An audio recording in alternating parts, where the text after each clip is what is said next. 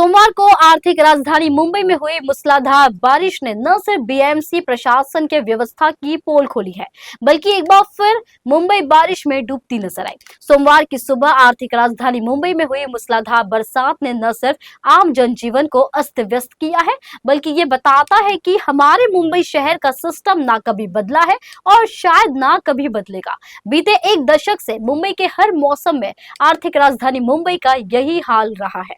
हर बार प्रशासन और सरकार की तरफ से यह दावा किया जाता है कि इस बार मुंबई पानी में नहीं डूबेगी, लेकिन जब मानसून आता है तो मूसलाधार बरसात होती है और उसके बाद जो तस्वीरें निकल कर सामने आती है वो बताती है कि हर साल दावे सिर्फ कागजी होते हैं। जहां एक और पहले ही दिन की तेज बारिश ने मुंबईकरों के पसीने छुड़ा दिए, लोकल ट्रेन, बस, मेट्रो सभी बुरी तरह से प्रभावित हुए।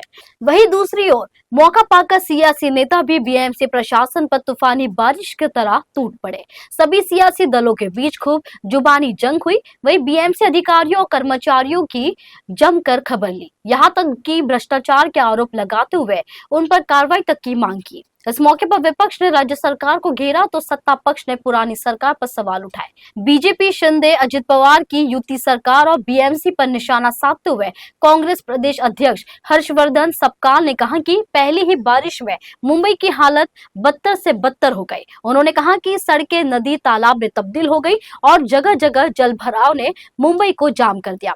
सड़कों से लेकर हाउसिंग सोसाइटियों, रेलवे ट्रैकों, अंडरग्राउंड मेट्रो स्टेशनों और अस्पतालों में पानी भर गया है। उन्होंने कहा कि एक ही बारिश ने बीजेपी, शिंदे सेना और अजित पवार की भ्रष्टाचारी सरकार की पोल खोल दी है।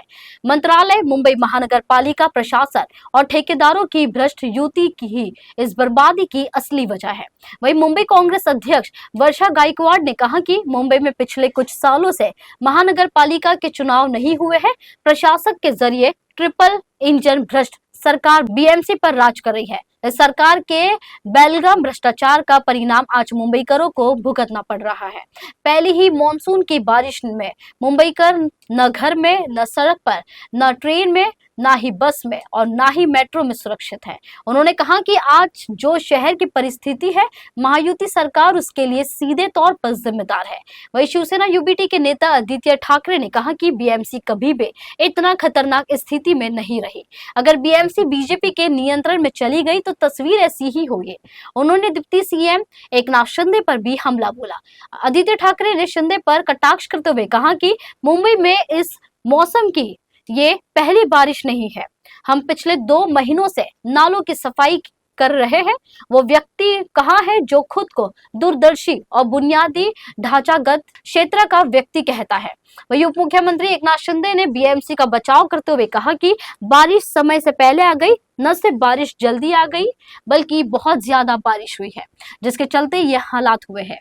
वहीं मुंबई बीजेपी अध्यक्ष और कैबिनेट मंत्री आशीष शेलार ने उद्धव सेना पर बीएमसी के कुप्रबंधन का आरोप लगाते हुए कहा कि विपक्षी पार्टी और ठेकेदारों ने जल निकासी प्रणाली और मीठी नदी की सफाई के लिए धन का दुरुपयोग किया है। शेलार ने कहा कि उद्धव सेना और बीएमसी के ठेकेदारों ने मुंबई को 25 साल लूटा और 25 साल में परियोजना का काम पूरा नहीं किया। उन्होंने कहा कि मुंबई की सड़कों पर बीएमसी द्वारा खर्च किए गए 3 लाख करोड़ रुपए उद्धव सेना और ठेकेदारों द्वारा लूटे गए। बीएमसी ने मीठी नदी की फर्जी सफाई पर 1000 करोड़ रुपए खर्च कर दिए। वहीं बीजेपी के युवा नेता नितेश सिंह ने दावा किया, इस समस्या के लिए बीएमसी के अधिकारी और ठेकेदार जिम्मेदार हैं। इनकी मिलीभगत से इस साल मीठी नदी साफ नहीं हो सकेगी।